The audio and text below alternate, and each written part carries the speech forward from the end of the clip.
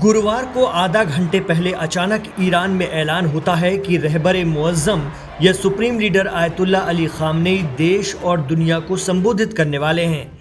आमतौर पर ईरान में देखा जाता है कि ख़ामनेई को जब भी अपनी बात कहनी होती है तो एक दिन पहले सोशल मीडिया और टीवी पर इसकी सूचना दी जाती है, या बहुत जल्दी करना हो तो सुबह बताया जाता है कि शाम को ख़ामनेई का खिताब है।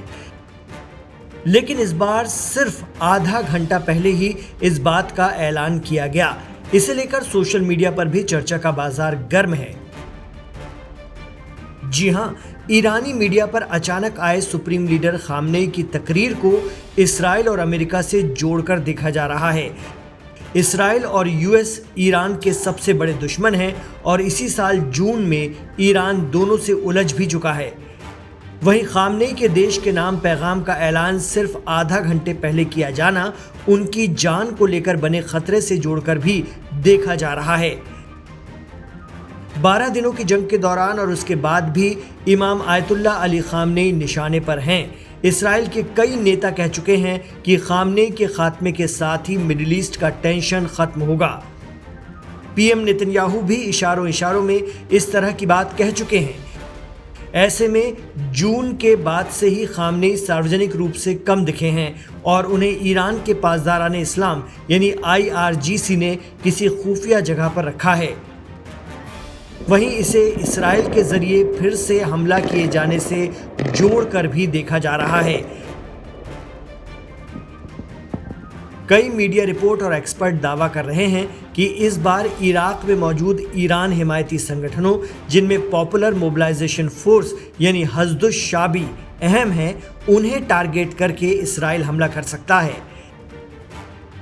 इराक तक पहुंचकर ईरान को घेरने के इसराइल के इस दांव की वजह से ईरान अलर्ट पर है और वो लगातार अपनी जंगी तैयारियों को भी अंजाम दे रहा है। वहीं ईरानी अवाम से सुप्रीम लीडर आयतुल्लाह अली ख़ामनेई ने फिर कहा है कि ईरान बेहद मजबूत है। उन्होंने अपने संबोधन में दावा किया कि इसमें कोई शक नहीं कि 12 दिन की जंग में ईरान ने अमेरिका और ज़ायोनीवादियों को हरा कर दम लिया था। 12 दिनों की जंग में अमेरिका और ज़ायोनी शासन ने साथ आकर गलत मंशा से वार किया, लेकिन उन्होंने मार खाई और खाली हाथ लौटे, यानी उन्होंने अपना कोई भी लक्ष्य हासिल नहीं किया।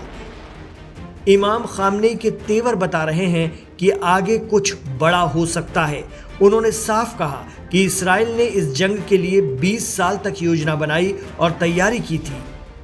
ईरान में युद्ध शुरू करने और लोगों को भड़काने की 20 साल की योजना थी ताकि यहाँ लोग व्यवस्था से लड़ें या व्यवस्था के खिलाफ आ जाएं, लेकिन हालात उनके ही खिलाफ हो गए और इसराइल और अमेरिका खाली हाथ लौट आए। ख़ामनेई ने यह भी साफ कर दिया कि ईरान ने किसी तीसरे देश के जरिए अमेरिका को संदेश भेजा। ये सरासर झूठ है और ऐसा कुछ भी नहीं हुआ है। उन्होंने इसे दुश्मनों का प्रोपेगेंडा करार दिया। ख़ामनेई ने इसराइल के साथ साथ अमेरिका पर भी निशाना साधा।